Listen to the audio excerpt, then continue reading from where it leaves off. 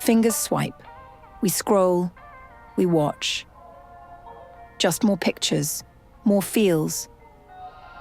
Adventures we're not living.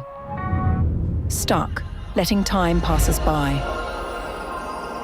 The wind, the water, the cold, the exhaustion.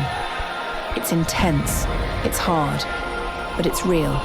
This world where most of our emotions are virtual and where what we feel is dictated by what we consume is an illusion that traps us in the unreal. This is where I feel alive. The damp earth sinking under my soles, the scent of pine trees sheltering wildlife, the ancient rocks that, if they could, would tell us their stories, defying the very notion of time, achieving what we thought we were incapable of. Each extra step, every challenge awakens a part of us we thought was asleep. And at the end of the trail, the peace we feel is different from the one we find in instant comfort. A peace that's priceless, forged through effort, perseverance, and the beauty of the real world.